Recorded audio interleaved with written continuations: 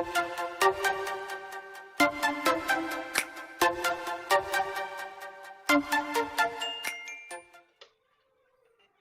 magandang araw po ulit sa ating lahat.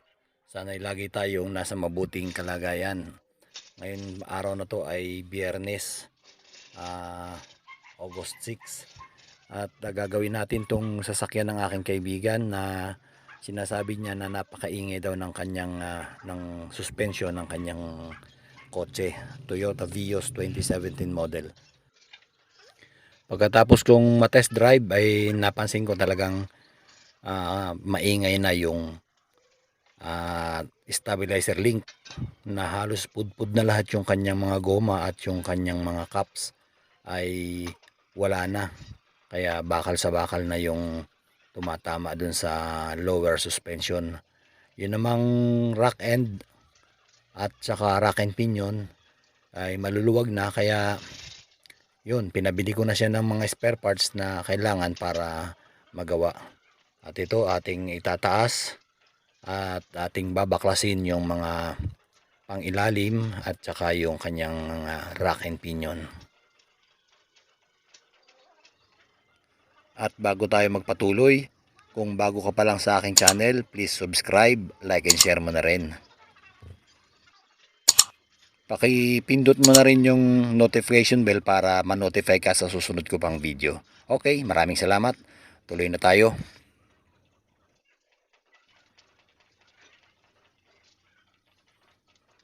Okay, safety first muna. Lagyan muna natin ng kalso.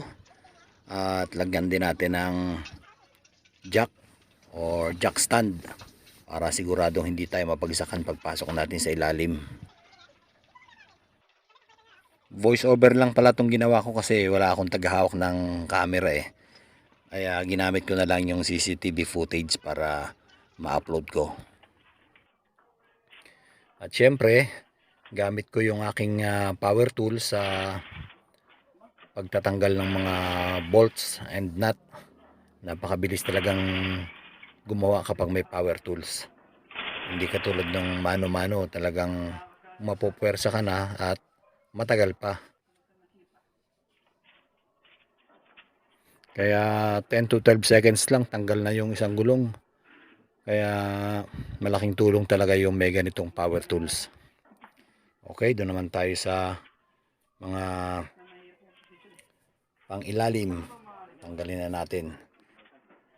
Unahin na natin yung tie rod end at saka yung mga bolts ng cross members. Yung ibang mekaniko, ang tawag sa cross members ay talangka yata ang tawag nila. Sa English or sa mechanical terms, yun ay cross members.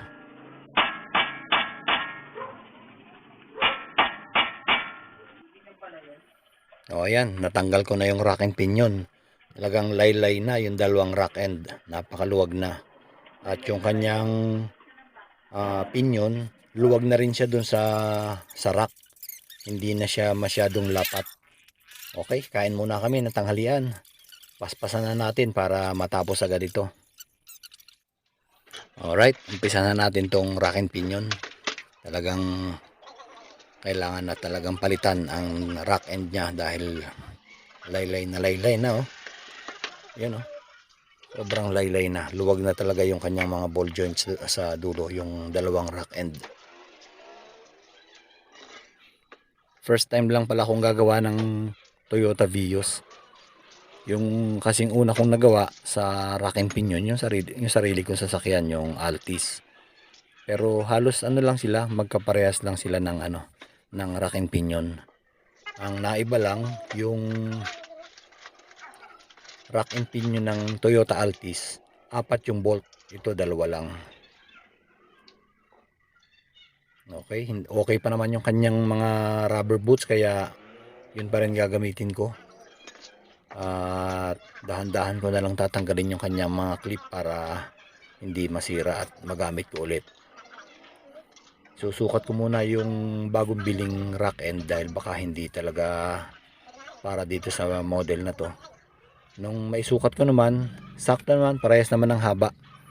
Kaya ayun, tuloy-tuloy ko nang ginawa pati yung kabilang side. binilang ko na lang yung mga thread nung dulo ng rack end para hindi gaano lumayo dun sa alignment ng gulong, para hindi masyadong malaki yung ipagbabago ng kanyang alignment. At syempre sabi ko nga doon sa kaibigan ko, kailangan talagang ipa-wheel alignment pa rin to pagkatapos namin gawin, dahil siguradong mababago yung alignment niyan. Okay, ngayon tatanggalin ko naman yung rack guide adjuster para lagyan ko ng flat washer do sa loob, do sa spring, para yung spring laging nakatulak do sa rack guide, para kahit medyo lumuwag na yung adjuster, hindi pa rin maghihiwalay yung ngipin nung rack at saka ng pinion. At dito ay lilinisin ko na rin yung kanyang mga lumang grasa kasi parang merong kaunting kalawang dahil siguro sa pinasukan ng tubig, at ayun, kaya nagkaroon ng damage. Maliit lang naman na damage yung ngipin or yung gear nung rack dahil sa nagkaroon ng konting kalawang. Pero dahil nga doon sa spring na nilagyan ng flat washer, magano siya, magpipirme yung tulak ng rack guide, kaya hindi na siya aalog ulit, or kung umalog man siya ay napakatagal na, hindi katulad nung dati. Wala pala akong makitang 5 centavo coin yung may butas at saka yung flat washer na kasukat nung 5 centavo coin, kaya nagfabricate na lang ako nung lata na may butas na para ding flat washer, at yun ang inilagay ko dun sa loob ng rack guide or do sa spring. At yun, sakto naman yung yung ginawa kong flat washer or yung pangsapi ko dun sa spring.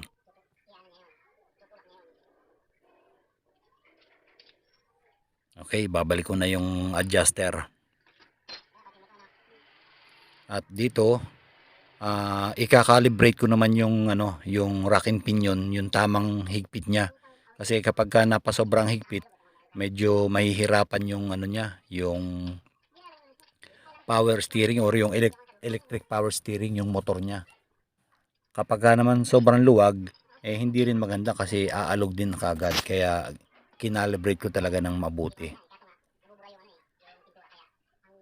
Kailangan kasi ang pinion, hindi mo siya kayang pihitin ng kamay, dahil ang manibela kapag nakakabit na, malambot na talaga siya dahil may tulong na nung electric motor.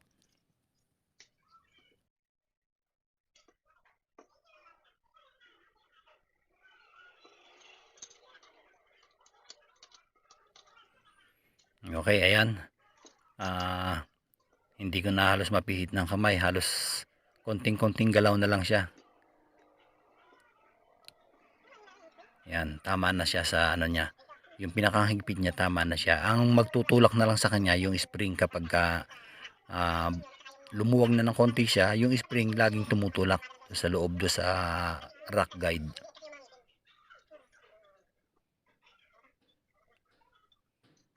Pagkatapos ito, ikakabit ko na.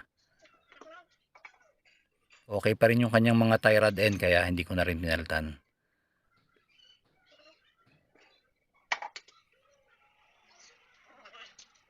Okay, kakabit na natin.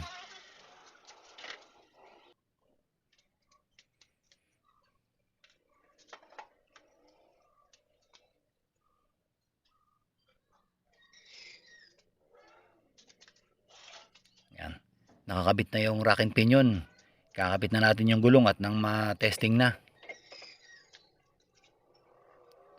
Ang bilis talaga ng ng naka power tools. Ito mo, isang segundo, isang pindot, isang pihit ng nuts, mahigpit na kagad.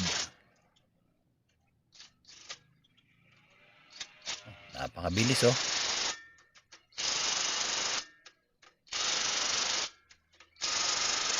Nakatulog na pala si Bintoy. Si Bintoy pala yung aking kaibigan na nagpagawa. Sa tunay na pangalan ay Roberto Aquino Jr. si Bintoy. Alright, i-connect ko naman ngayon yung intermediate shaft sa cross joint ng manibela. Connected sa pinion ng rack and pinion para matesting na natin.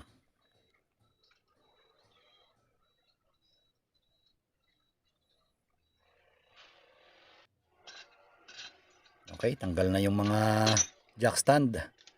Alright, tanggalin na rin natin yung crocodile jack sa ilalim.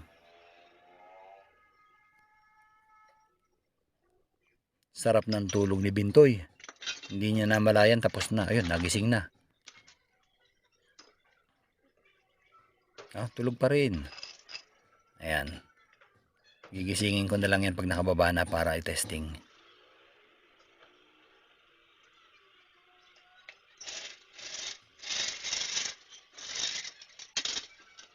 Okay na. Testing mo na, Bintoy.